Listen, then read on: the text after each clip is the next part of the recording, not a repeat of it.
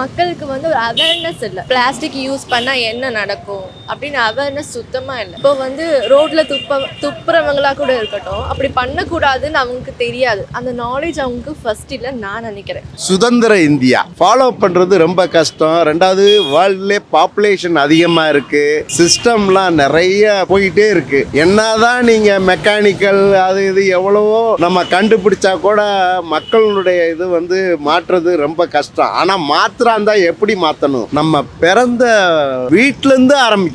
முதல்ல பேரண்ட்ஸ் மூலமாக முதல்ல ஆரம்பிக்கணும். அடுத்து இவங்க லட்சக்கணக்கில் ஸ்கூலில் படிக்கிறாங்க, முதல்ல அதை அவங்க கற்றுக் கொடுக்கணும். மெயினாக வந்து ஸ்கூலில் பிள்ளைங்க கற்றுக்கிட்டே வந்தாங்கன்னா ஒரு 5 வருஷம் இல்லைன்னா 10 வருஷத்துல தான் டெவலப் ஆகும். அது வரைக்கும் நம்ம கஷ்டப்பட்டு தான் ஆகணும். ஏன்னா வந்து இங்கே வந்து குப்பை போட்டால் எதுவுமே இல்லை, ஸோ ஒரு பனிஷ்மெண்ட்டோ இந்த ரீஇன்ஃபோர்ஸ்மெண்ட் அந்த மாதிரிலாம் சொல்லுவாங்கல்ல, அதெல்லாம் எதுவுமே இல்லை. இப்போ குப்பை போட்டால் இப்போ ஒன்றுமே கிடையாது, அவங்களுக்கு வந்து பிரச்சனையே கிடையாது. ரூல்ஸ் அண்ட் ரெகுலேஷன்ஸ் ஃபாலோ பண்ணணும்.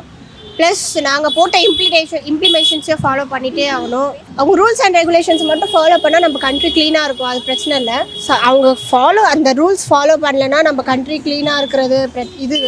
ஃபைன் போட்டாலும் என்ன, பீப்புள் வந்து மாற போகிறது இல்லை. எவ்வளோ ஃபைன் போட்டாலும் எவ்வளோ ரூல்ஸ் போட்டாலும் பீப்புள் மாற மாட்டாங்க. அவங்கள நம்மள சொல்லி புரிய வைக்கணும், அட்வைஸ் கொடுக்கணும், அப்போ தான் அவங்க மாறும். அப்போவும் மாற மாட்டாங்க. சில பேர் சொல்லுவாங்க எதுக்கு அவங்க ஜென்ரேஷன் மேபி சான்ஸ் இருக்கு மாறதுக்கு. நம்மளோட குழந்தைக்கு சொல்லி கொடுத்தா மேபி இட் வில் சேஞ்ச்.